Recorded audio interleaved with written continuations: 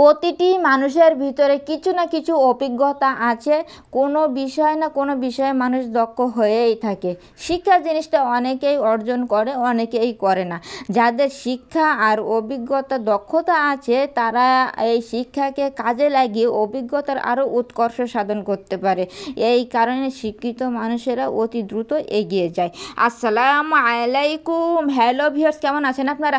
আশা করি আল্লাহ তাআলার অশেষ রহমতে ভালো আছেন। আলহামদুলিল্লাহ, আমিও ভালো আছি। বরাবর মতো চলে আসলাম আজ আপনাদের মাঝে নতুন দিনে নতুন আরেকটি ভিডিও নিয়ে। আমার ইউটিউব চ্যানেলের পক্ষ থেকে সকলকে আন্তরিক অভিনন্দন এবং মোবারকবাদ। চলুন তাহলে ভিডিওটি শুরু করা যাক। ভিউয়ার্স, আজকের ভিডিওটা শুরু করে দিলাম একটু অন্যরকম ভাবে। আজকে একটা বালিশের কভার তৈরি করব, তাই সকাল সকাল সমস্ত কাজকর্ম শেষ করে চলে আসলাম বালিশের কভার তৈরি করার জন্য।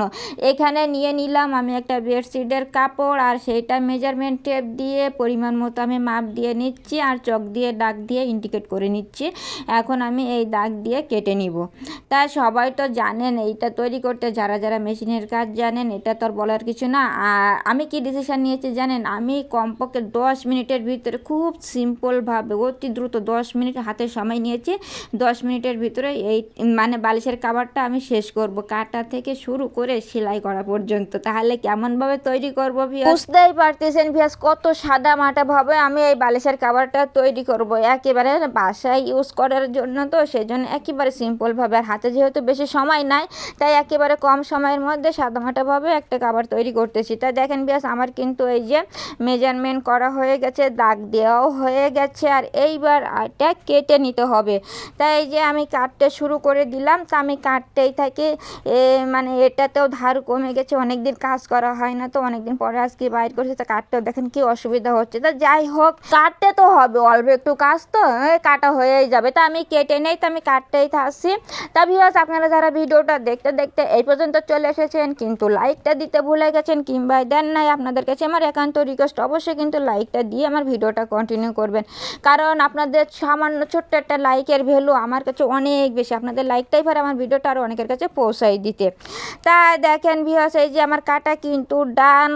কাটতে মাপতে কতক্ষণ সময় লাগছে বলতে পারেন ভিউয়ার্স? কী করে বলবেন, আপনারা তো আর ঘড়ি দেখেন না, আমি বলে দিচ্ছি।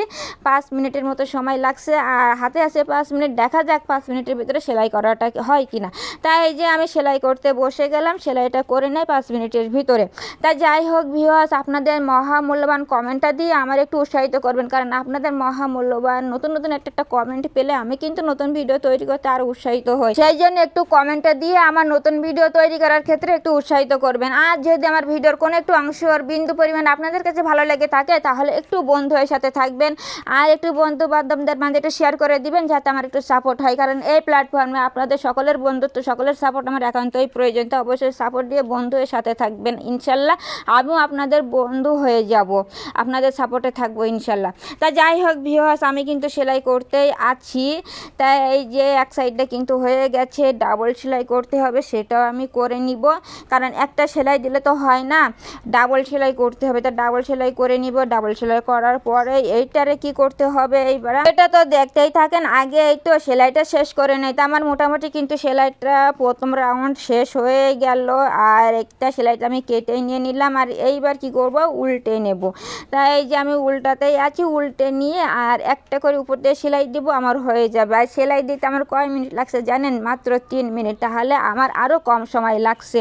তা যাই হোক ভিউয়ার্স, এইভাবে টাইম ধরে কাজ করলে আমার মনে হয় খুব সহজেই হয়ে যায়। আর এত সিম্পলভাবে তৈরি করছি যে আমার হাসিই পাচ্ছে, যে কোনো কিছু নেই, একেবারে সিম্পল একটা বালিশের কভার তৈরি করছে, তাও মাত্র 8 মিনিটের ভিতরে। আমার কিন্তু আর উপরে একটা সেলাই দিতেই বাকি আছে, আর এটাও কিন্তু ওই 8 মিনিটের ভিতরেও হয়ে গেছিল। তা আমি আপনাদের সাথে প্রথম থেকে 8 মিনিট লাগছে তো তাই বলে দিয়ে দিলাম।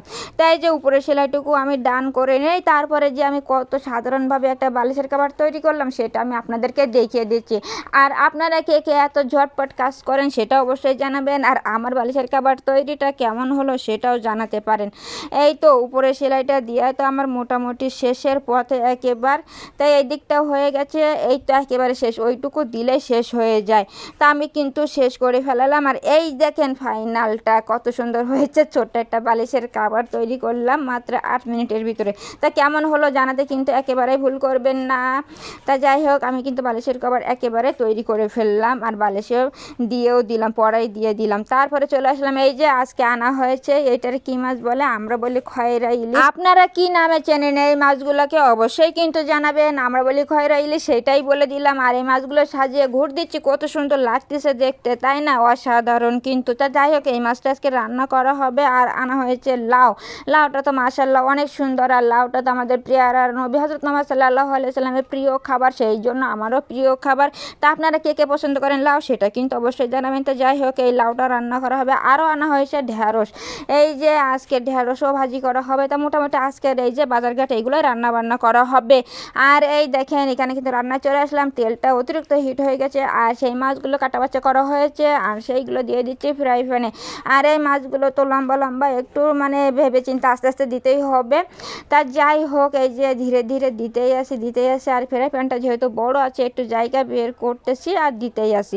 তাই এখনও কিন্তু দিয়ে দিলাম। তো মোটামুটি দেওয়া শেষ, এগুলো একটু ভেজে নেই। আর এই দেখেন, সেই হচ্ছে ঢেঁড়সগুলো ভালো করে কুচায়ে ম্যারিনেট করে রাখা হয়েছিল। আর এখানে কিন্তু ওই যে পেঁয়াজ রসুনটা দেওয়া হয়েছে তেলের উপরে ভাজা দিয়ে, তার উপরে কিন্তু এই যে ঢেঁড়স ভাজিটা দেওয়া হচ্ছে। আমরা মাঝে মাঝে আবার এমন করেও রান্না করি যে ম্যারিনেট করে রাখা হয়, ওটার জন্য কী কী মশলা দেয় সেটা তো আমি আর জানি না। তা যাই হোক, সমস্ত মশলা দিয়ে কিছুক্ষণ মাখিয়ে রাখা হয়। তারপরে ঝাল পেঁয়াজটা একটু ভেজে ব্রাউন কালার মতো হলে তখন এই ঢেঁড়সটা দিয়ে একটু ভেজে নিতে হয়। এটাও মোটামুটি ভালোই লাগে খাইতে। তা যাই হোক, এই যে হয়ে গেছে ঢেঁড়স ভাজিটা। তা কেমন হলো ঢেঁড়স ভাজিটা, আর কে কে পছন্দ করেন ঢেঁড়স? আর ঢেঁড়সে কিন্তু প্রচুর পরিমাণ ক্যালসিয়াম আছে, এগুলো কিন্তু হেলথের জন্য খুবই উপকারী। আর যাই হোক, সব মিলাই ঢেঁড়স ভাজিটা কেমন হলো, কে কে পছন্দ করেন, সব মিলাই জানাতে কিন্তু একেবারেই ভুল করবেন না। তাই এই তো হয়ে গেল প্রথম রেসিপিটা রান্না করা, এটা রেখে দিয়ে দিলাম। চলে আসলাম দ্বিতীয় রেসিপি। এই যে সেই লাউটা সুন্দরভাবে কাটা বাচ্চা করে ধুয়ে নেওয়া হয়েছে, আর এখন কিন্তু মশলাটা কষানো হয়ে গেছে।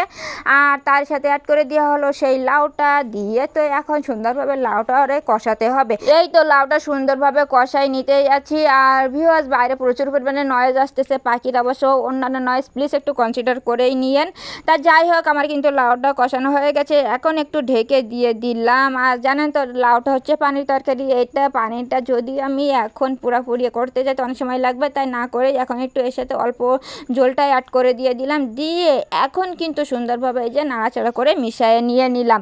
তা আমার সুন্দর করে মিশানো হয়ে গেছে। আর এখন একটু ঢেকে দিয়ে দেবো, কিছুক্ষণ ঢেকে দিয়ে কুক করবো। তাই যে ঢেকেই দিয়ে দিলাম। আর এইবার মাছগুলো অ্যাড করা লাগবে, এখন প্রপার টাইম চলে আসছে, তাই মাছগুলো এই যে এক এক করে অ্যাড করতেছি।